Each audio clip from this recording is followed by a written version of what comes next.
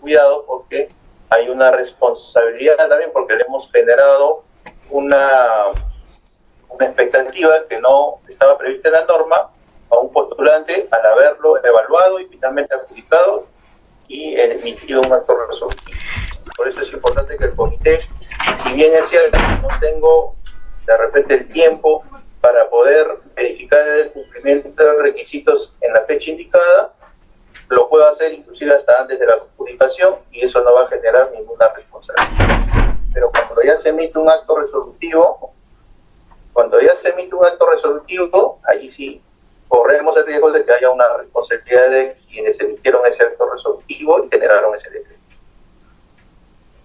Evaluación de expedientes de los postulantes que cumplen con los requisitos. Entonces, cumplen el requisito, ahora voy a asignar el puntaje de acuerdo a los dos criterios que están establecidos en la norma, es decir, formación académica y experiencia laboral. Todo esto está, digamos, está sistematizado en el sistema, en el aplicativo Nexus, para que puedan ingresar toda la información y trabajarlo de manera en una plataforma virtual. Entonces, esa parte también le van a explicar luego cuál es el paso a paso para poder registrar o automatizar este proceso de contratación de auxiliares de educación.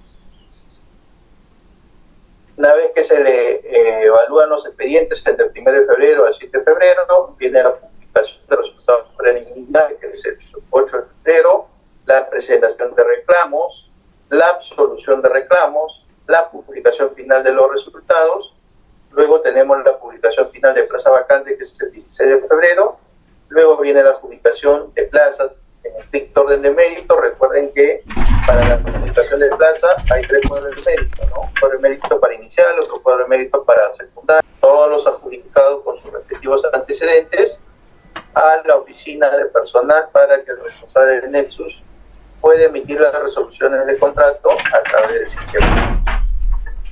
Y bueno, viene luego la parte de la elaboración y la presentación del informe final, que debe ser presentado al director de la UGEL, y consecuentemente el director de la UGEL eleva el informe a la Dirección Regional de Educación.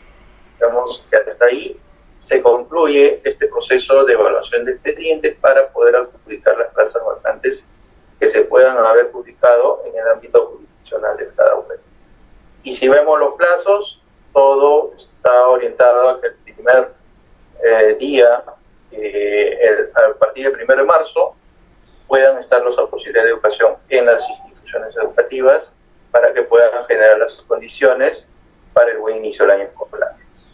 Las resoluciones que sean emitidas por las direcciones regionales de educación o las gerencias regionales de educación tienen que ser comunicadas a esta dirección técnico-normativa para poder tener el acto resolutivo de este cronograma y podamos hacer el acompañamiento a la SUGEL. Recuerden que este proceso de contratación es un compromiso de desempeño. Vamos a estar mostrando los resultados 2 veces por semana para que también los responsables, los directores de UGEL puedan fortalecer a estos comités para que finalmente se cumpla el objetivo de que al 1 de marzo las plazas estén cubiertas al 100%.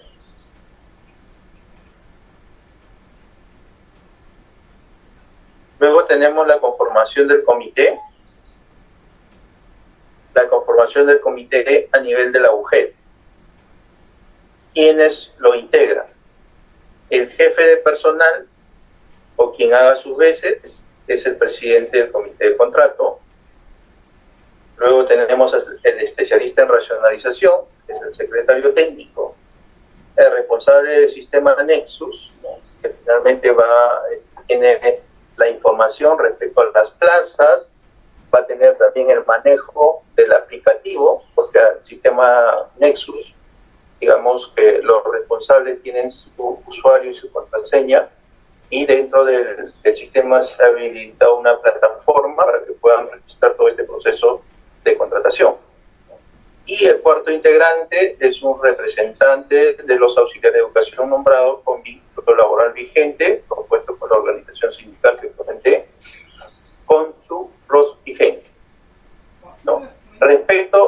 integrante, que es el representante de la organización sindical. Hay que tener presente que la organización sindical es la responsable de acreditar ante la UGEL,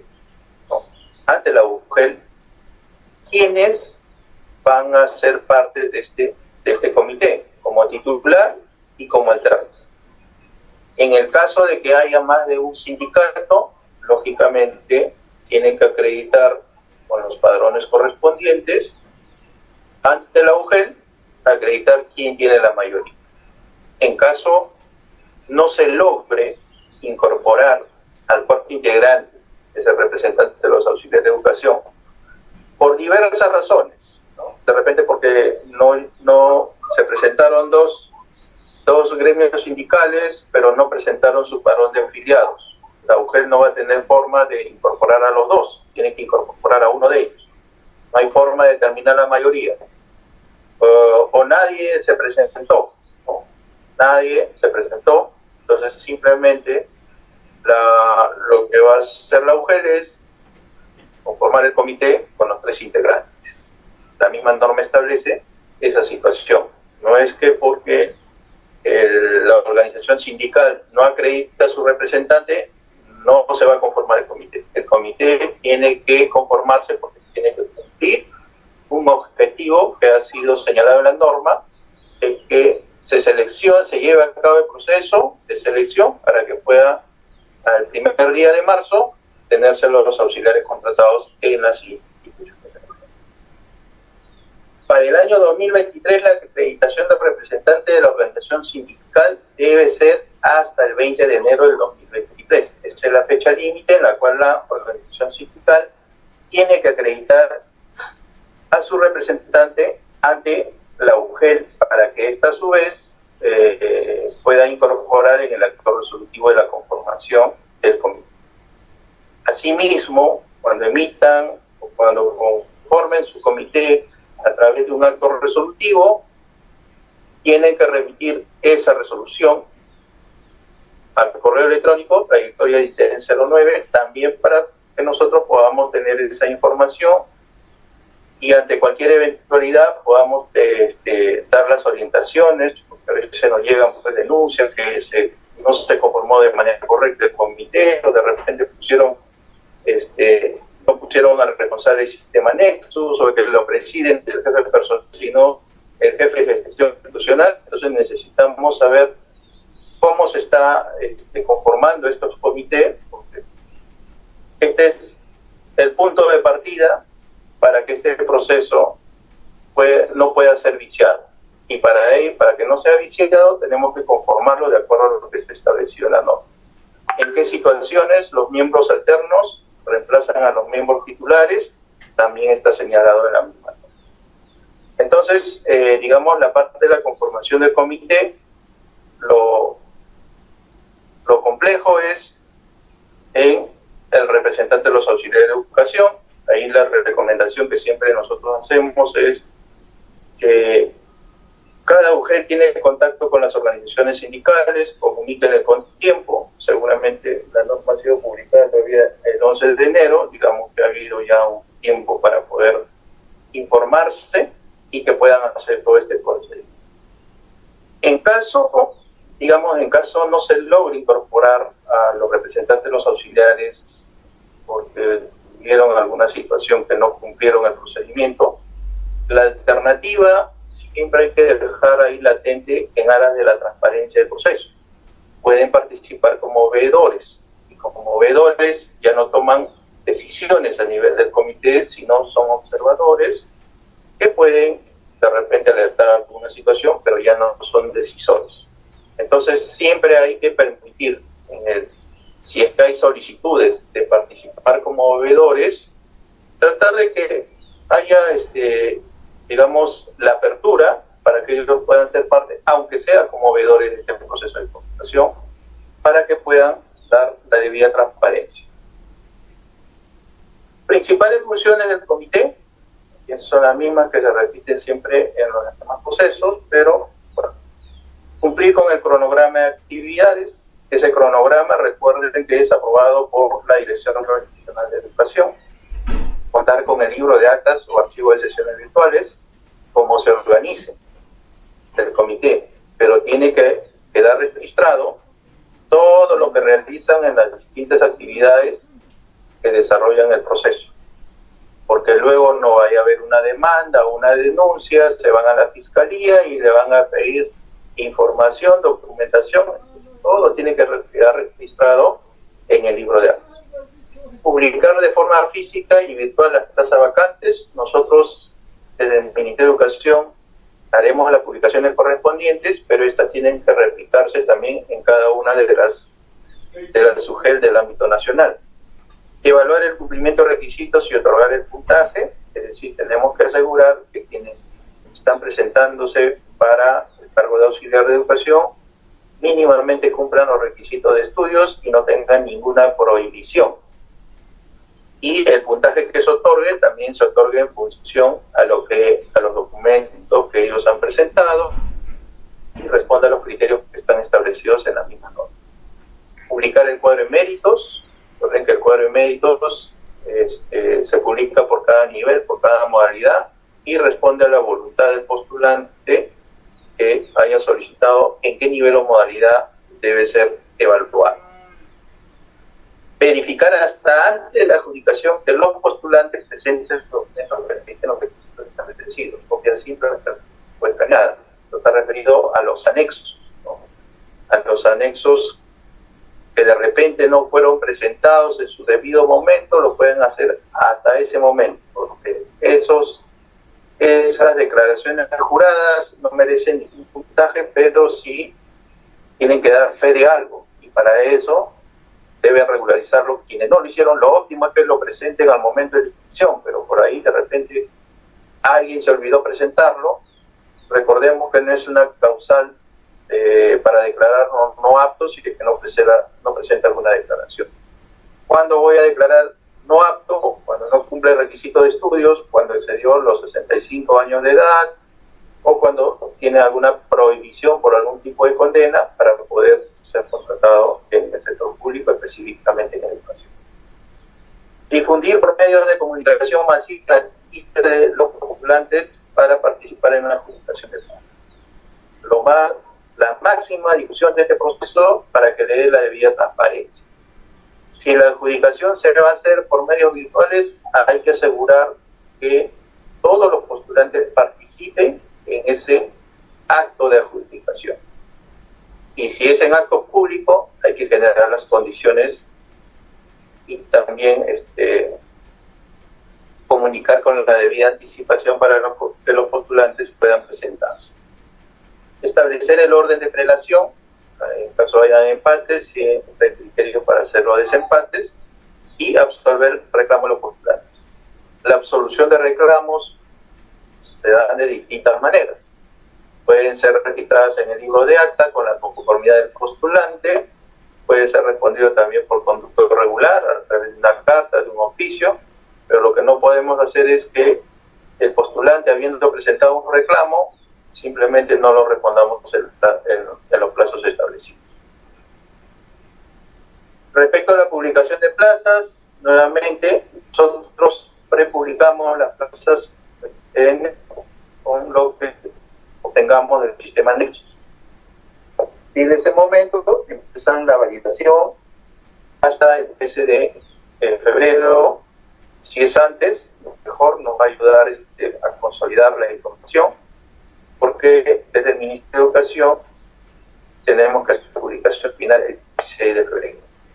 Entonces, la recomendación a los amigos de usar el sistema Nexus es que esa validación no lo hagan de manera unilateral, siempre con los especialistas en racionalización. De repente hay alguna plaza excedente que todavía no se reubica, hay que reubicarlo para que el contratado pues no vaya a un lugar donde ya no es necesario, sino que esa plaza tiene que ser reubicada previo a la publicación final de las plazas vacantes. ¿Qué plazas se publican? Las plazas por orgánicas vacantes, si hay plazas eventuales, si hay plazas por reemplazo, no sé, pues designación, sanción temporal, licencia, todas esas plazas se tienen que incorporar, ¿no? Y ese es el trabajo, digamos, más específico que tiene que hacer cada responsable del sistema Nexus. Si identifican también por nivel modalidad, eso está desagregado en el sistema Nexus, no hay ningún problema. Hay un formato en la misma norma en la cual establece con qué campos se reportan estas plazas vacantes.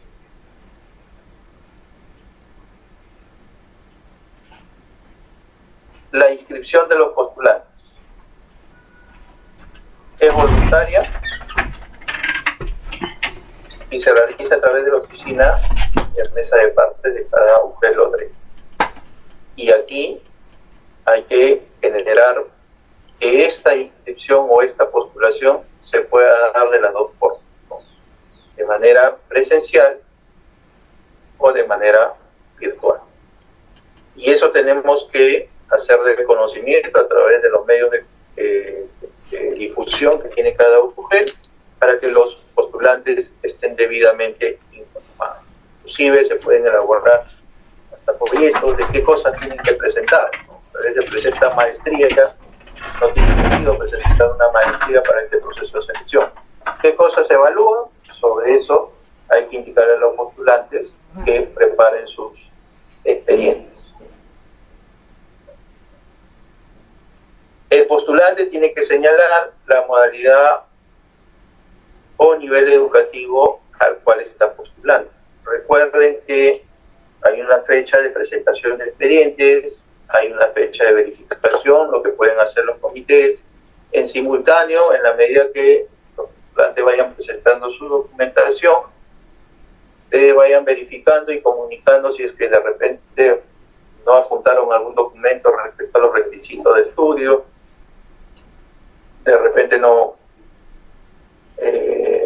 ya excedieron los 65 años de edad, inmediatamente se lo devuelven, que no ese documento no esté mucho tiempo si que no cumple los requisitos. Copia simple del documento de identidad o carnet de extranjería, los anexos con los datos debidamente consignados, firmados y con huella dactilar. Hay que tener presente que estos anexos, si es que no lo óptimo es que lo presenten en la fecha de la postulación, ¿no? Si por ahí alguien se olvida, no es una causal para declararlos no aptos. Tienen hasta el momento de la adjudicación para poder regularizar. Los documentos que se presenten al proceso son copias simples. Para eso están las declaraciones juradas, donde cada postulante da fe de que los documentos que está presentando son verídicos, son veraces y se someten a la fiscalización de postulados. Y respecto a las bonificaciones, también hay que acreditarlo conforme a lo señala la ley, ¿no? Si hay que otorgar el 15% por discapacidad, cuáles son los documentos que tienen que presentar. Y si no lo presenta, solamente es una declaración, por más que sea una declaración, no presenta el documento, no hay forma de que el comité le pueda otorgar la bonificación. Igualmente para el tema de servicio militar obligatorio o haber calificado como deportista de alto nivel. Aspecto a tener en consideración, solo está permitida la postulación a una UGEL y a una sola modalidad y nivel educativo. De advertirse más de una postulación, el comité de contrato considera al postulante en un solo cuadrimestre, ¿no? De repente me presenté a la UGEL y cumple el requisito para secundaria, para educación básica especial, presento a la misma UGEL 2 expedientes. En una digo secundaria y en otra educación básica especial. Cuando me registren en el aplicativo me va a salir la doble postulación. Como la norma está señalando que no puedo postular a más de una UGEL ni a más de una modalidad, ya es una decisión del comité y dirá, pues, usted se va a educación especial, no le devuelvo el expediente de educación secundaria, o viceversa. Pero no está saliendo del proceso de postulación, ¿no? Entonces, ya es una decisión del comité porque el postulante no está cumpliendo con una regulación que se estableció en la norma. Igual, si me presento a la vamos a ponernos en la UGEL en Lima Metropolitana. Me presento a la UGEL 1 y me presento a la UGEL 7. Se detecta esa doble postulación, solamente se va a quedar en una de las dos UGEL, pero no se puede quedar en las dos UGEL. No es una causal, recordar, no es una causal para declarar no apto. Simplemente que ya es una decisión del comité a dónde voy a ubicar, en mérito a que ha hecho doble postulación o triple postulación. Solamente voy a definir una mujer o un nivel o modalidad educativa.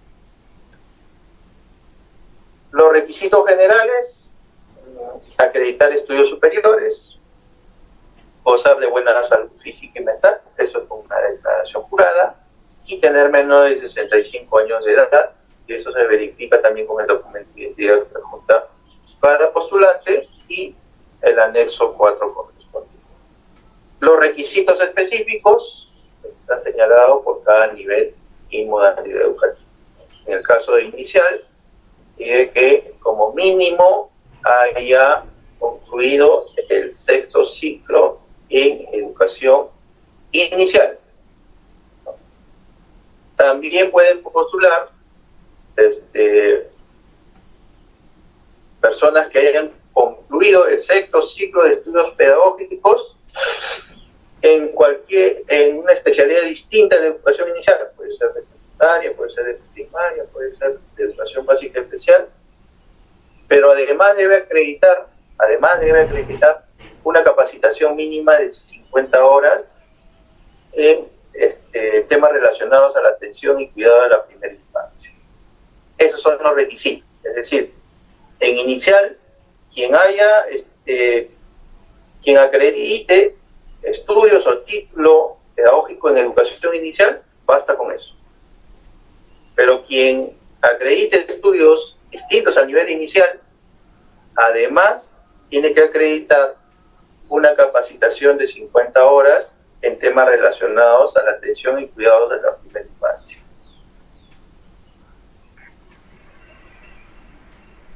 Para el nivel secundaria, el requisito de estudios es haber culminado como mínimo el sexto ciclo de estudios pedagógicos o el sexto ciclo de estudios universitarios en educación. Y para postular a una plaza vacante en la modalidad de educación básica especial, haber culminado como mínimo el sexto ciclo de estudios pedagógicos, ¿no? O el sexto ciclo de estudios universitarios en educación, psicología o tecnología médica con mención en terapia ocupacional. Es decir, aquí hay dos especialidades de carreras universitarias no pedagógicas que están permitidas para la modalidad de educación básica. En caso el postulante no acreditar los requisitos específicos, estamos refiriéndonos a los estudios, no acreditas el requisito mínimo, es una causal para declararte no apto. Es decir, no hay forma de evaluar ni siquiera tu expediente, así tenga 10 años de experiencia como auxiliar de educación. Simplemente no cumples el requisito, por tanto, te declaro no apto y lo retiro del proceso. Y esto se deja constancia en el libro de acta. Si no lo advierto al momento de la verificación del cumplimiento del requisito, lo puedo hacer en cualquier momento de las actividades posteriores.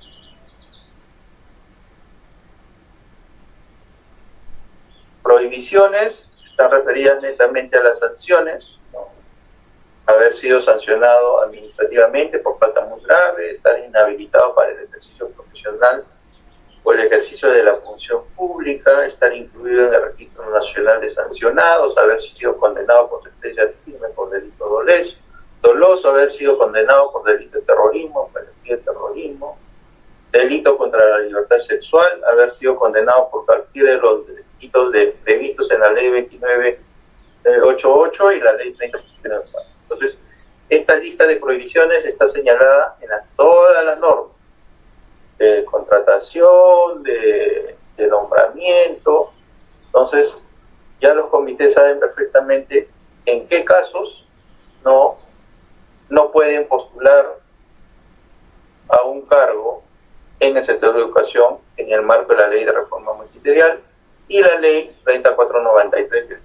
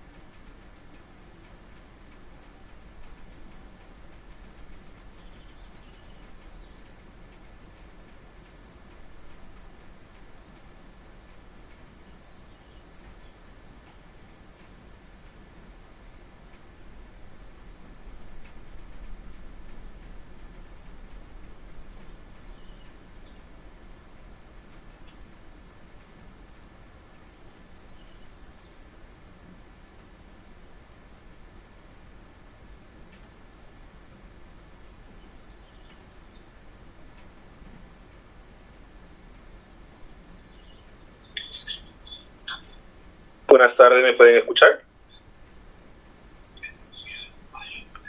Hemos tenido unas dificultades con la conexión de internet en el ministerio.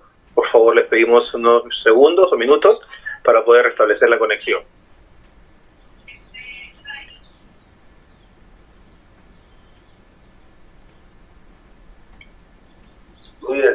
El séptimo ciclo en educación, le voy a asignar 5 puntos en la evaluación de su desempeño. Si acredita el octavo, 10 puntos. Si acredita el noveno, 15 puntos. Si acredita el décimo, 20 puntos.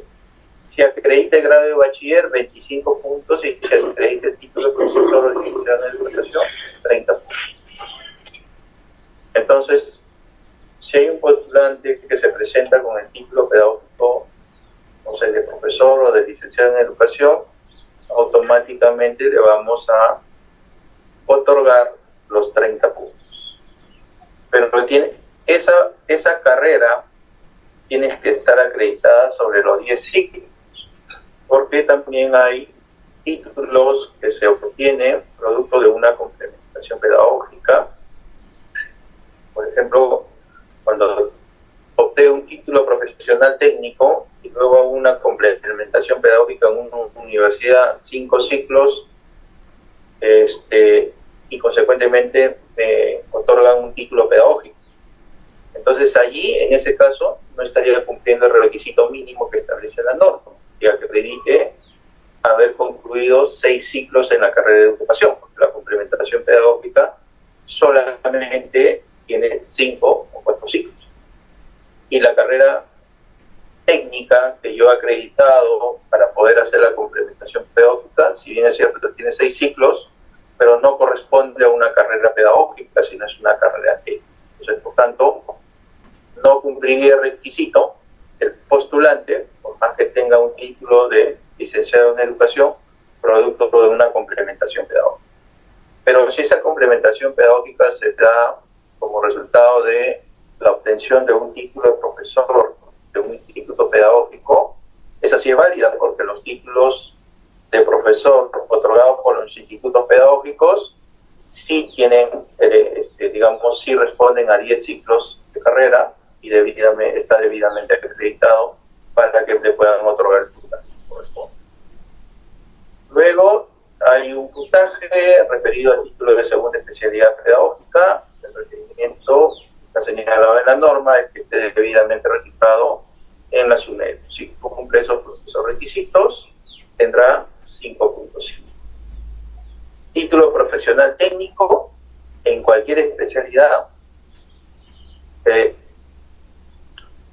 sea resultado de una carrera técnica de 6 ciclos académicos otorgados por un instituto superior tecnológico, también va a tener un puntaje 4.5. Y luego tenemos las capacitaciones emitidas en los últimos 5 años a la población, con una duración mínima de 50 horas, otorgado por Ministerio, TREUGEL, por la universidad o institutos superiores pedagógicos que están referidas a la función del auxiliar de educación. Alguna función del auxiliar de educación tendrá un puntaje, ¿no? Por cada certificado de estudios tendrá 2 puntos, como máximo 10 puntos. Digamos que todos estos ítems forman parte del criterio de la formación académica, que tiene como puntaje máximo 50 puntos. Y luego vamos al otro criterio, que es la experiencia laboral.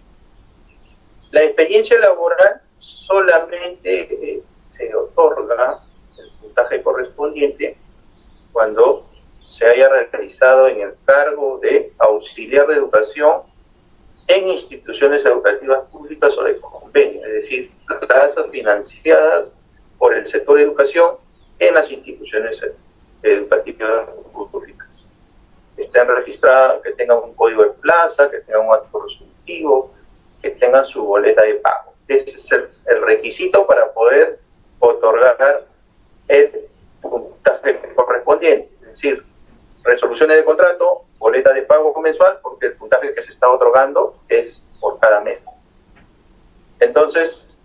La experiencia laboral se subdivide de dos formas.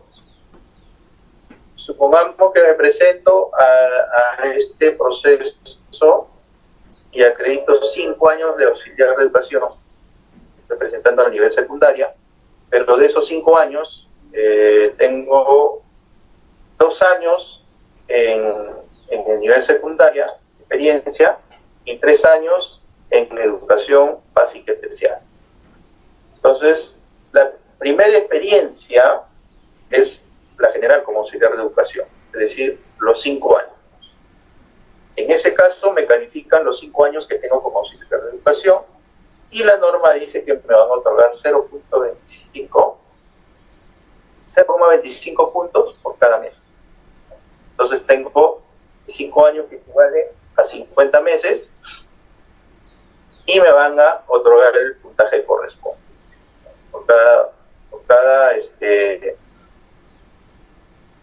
cada 10 meses tendría mi puntaje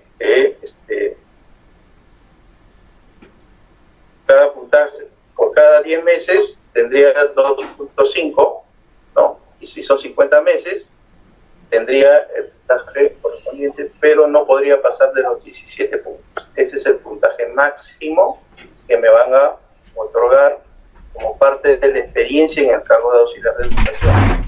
Estábamos diciendo que aquí teníamos 5 años de experiencia, pero de esos 5 años, 2 años corresponden a mi experiencia como auxiliar de educación en educación secundaria. Entonces, si acredito experiencia en educación secundaria y estoy postulando para educación secundaria, también voy a tener otro puntaje adicional, porque estoy acreditando experiencia en la modalidad a la cual postulo. De esa experiencia general, que son 5 años, tengo 2 años en el nivel secundario. Entonces, esos 2 años me van a calificar en esta última parte, en función a lo que yo haya elegido al momento de la postulación, a qué nivel estoy postulando, y en ese cuadro de méritos es donde me van a tener que ubicar, pero previamente otorgar el puntaje correspondiente. Entonces, la experiencia laboral es exclusivamente en la función que he desarrollado como auxiliar de educación en una institución educativa donde la plaza ha sido financiada por el sector educación. Se ha emitido una resolución de contrato desde la UGEL, se han generado las boletas de pago a través del Sistema Único de Planillas. Esa es la información que va a tener que verificar el comité para que pueda otorgarle el puntaje correspondiente. En este criterio de experiencia laboral, el puntaje máximo es de 45 puntos, haciendo un total de 95 puntos, que sería el 100%. Algunos aspectos a tener en consideración para la evaluación en los distintos los certificados de capacitación son emitidos por el INEDU, UGEL, universidades o institutos superiores pedagógicos con duración mínima de 50 horas y este se haya realizado en los últimos 5 años. Además que la temática de la capacitación debe estar referida a las funciones que desarrolla el auxiliar de educación. Para otorgar el puntaje respecto a título de segunda especialidad, este grado debe estar debidamente registrado en la SUTEP. Para el puntaje referido al título profesional técnico, tiene que haber sido expedido por un instituto superior tecnológico y tiene que responder necesariamente a una carrera de 6 ciclos académicos. Y puede ser de cualquier carrera técnica, no se ha establecido alguna carrera en particular. Para el puntaje de la experiencia laboral es obligatorio que el postulante presente al momento de la inscripción, es decir, en el plazo que está previsto en la inscripción, las resoluciones de contrato y las boletas de pago mensual. ¿Qué pasa si no presenté mi resolución en el plazo de inscripción? Solamente presento boleta, no presento resolución, el comité simplemente no le va a otorgar puntaje, porque la condición para que le otorgue el puntaje es que tengan a la vista la resolución de contrato y las boletas de pago. ¿Se puede apuntar después de la inscripción a algún documento que merezca puntaje? No, solamente se puede regularizar el tema de los anexos. Pero los documentos que estén referidos al otorgamiento de puntaje solamente se pueden anexar dentro del plazo que esté establecido para la postulación. La experiencia laboral en el cargo de educación y en la modalidad en la que postula se reconoce siempre que haya laborado en instituciones educativas públicas o por convenio, es decir, plazas debidamente financiadas por el sector de educación, que estén debidamente codificadas en el sistema Nexus y el pago se haya hecho a través del sistema de plan. El puntaje, dijimos, cuando nos referimos a la experiencia general de auxiliar de educación, 0.25 por cada mes. No se consideran los meses de enero y febrero. Recordar que el vínculo laboral tanto de docente contratado como auxiliar de educación contratado se tiene más diciembre. Se pueden otorgar puntaje por meses, no sé si se contratan un año 3 meses, al siguiente año 3 meses, si se acumulan, porque recuerden que el puntaje es por meses. Y cuando hablamos de la experiencia específica en el nivel al cual postulo, también me van a dar otro puntaje, por cada mes me van a dar 0,40 puntos.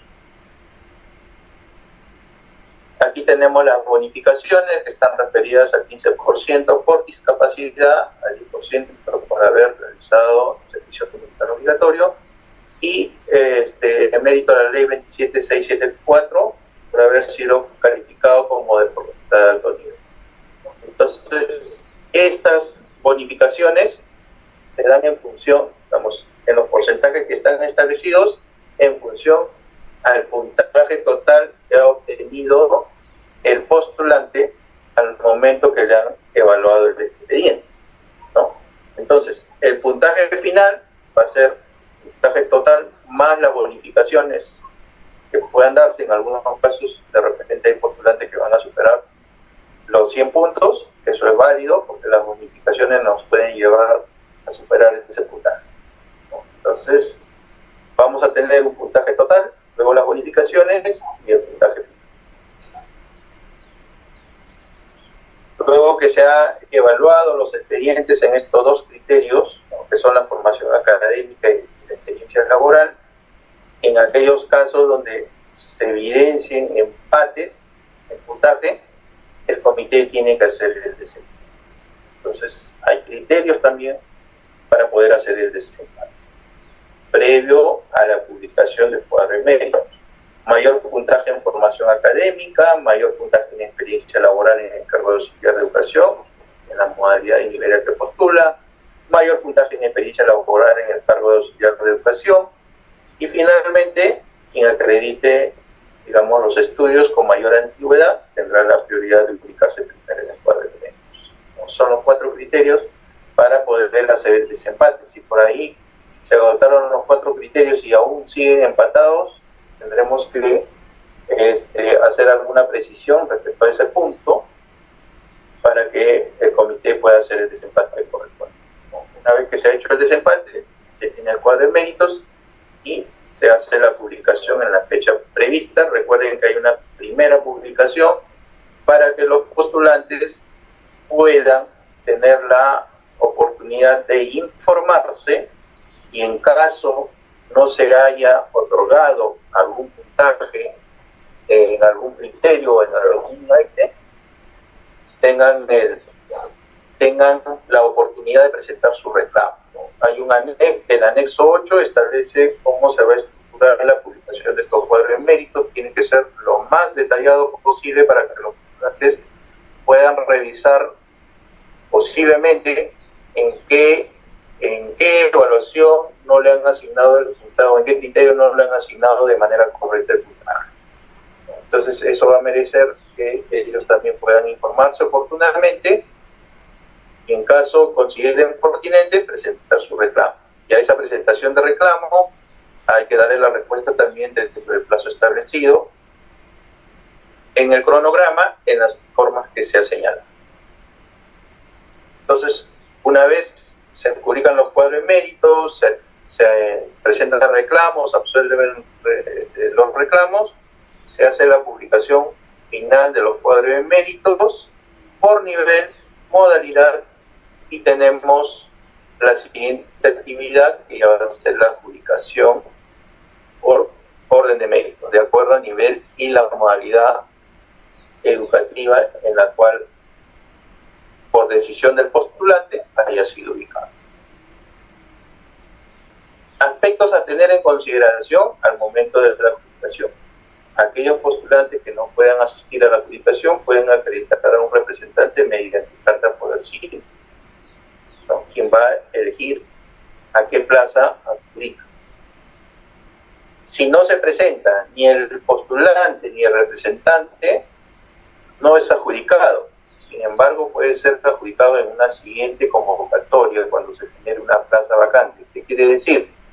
El hecho de no estar presente al momento del acto público de la adjudicación o no haber acreditado al representante no es una causal para retirar el cuadro de mérito. Simplemente lo llamaste una, dos, tres veces, no se presentó, continúas con el que sigue, pero ese postulante mantiene latente sus posibilidades o expectativas en el cuadro de mérito para una siguiente adjudicación, y eso hay que dejar constancia en el libro de actas. El postulante que está en la adjudicación y decide no adjudicarse una vacante, igualmente mantiene latente su ubicación en el cuadro de mérito. Solamente va a ser retirado del cuadro de mérito cuando renuncie, pero por una situación de que no se presenta al acto público o no, por decisión propia, no adjudica una plaza vacante, estando ahí en la expectativa para adjudicarse una plaza, no es una causal para retirarlo del cuadro de méritos.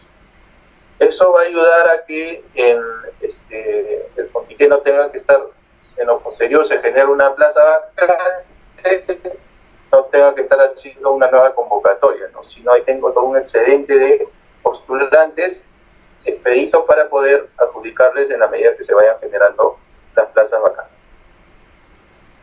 La emisión de resoluciones se da a través del sistema Nexus. Recuerden que la emisión de resoluciones ya es un trabajo específico del área personal a través de responsables Nexus.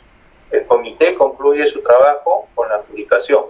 Adjunta el expediente y eso lo traslada al área personal para que ya ellos emitan el acto resolutivo a través del sistema Nexus. Una vez registrado en el sistema Nexus, ya en las mediciones que nosotros mostremos tan 2 veces por semana, tanto jueves y lunes, estaremos viendo cómo va el nivel de avance en este proceso de contratación. A nivel nacional estamos hablando de un promedio de 5.000 plazas de auxiliar de educación, es decir, en comparación con lo que se hace en el proceso de contratación docente, es un mínimo porcentaje, ¿no? Pero, digamos, hay que realizarlo, hay que cubrir esas 5.000 plazas vacantes a nivel nacional para poder también garantizar que el primer día a partir del 1 de marzo, contratados los auxiliares de educación y también ustedes puedan cumplir el compromiso de desempeño que está señalado en la norma.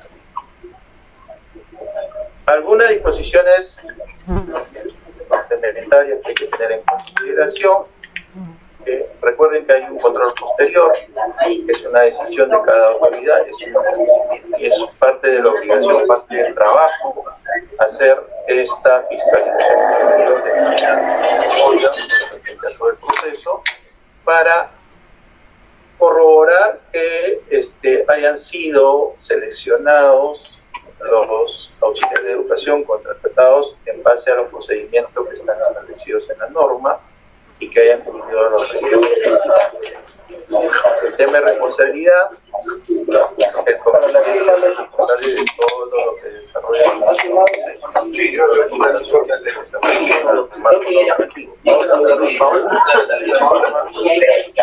lo que voy a aplicar. Lo que no esté señalado en la norma no lo puedo inventar. Por ahí de repente necesitan alguna precisión, tendríamos que hacerlo desde el Ministerio de Educación, pero el comité no podría de repente incorporar alguna situación que no está señalada en la norma. aquellas direcciones regionales que administran instituciones educativas, son quienes conforman el comité y llevan a cabo el proceso de contratación dentro de su ámbito jurisdiccional.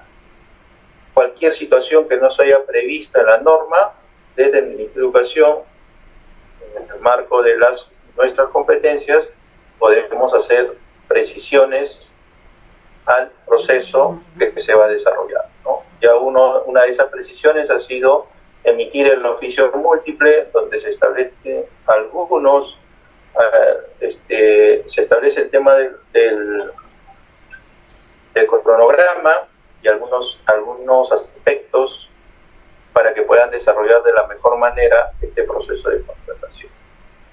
Entonces, reitero que este proceso va a estar sistematizado en el aplicativo Nexus para que ustedes, como implementadores, puedan tener la herramienta informática a disposición y poder generar la información en tiempo real de lo que requieren.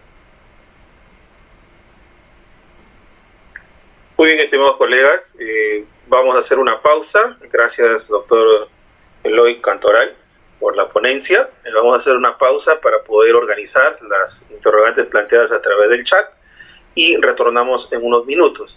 Les recalcamos, por favor, tenemos aún bajo nuestro nivel de registro en el link que se les está alcanzando a través del chat. Se les ruega, por favor, hacerlo en este espacio. Y también, al finalizar, van a tener acceso a la encuesta de satisfacción, donde van a poder acceder al material vertido en esta oportunidad. Una pausa y retornamos, por favor.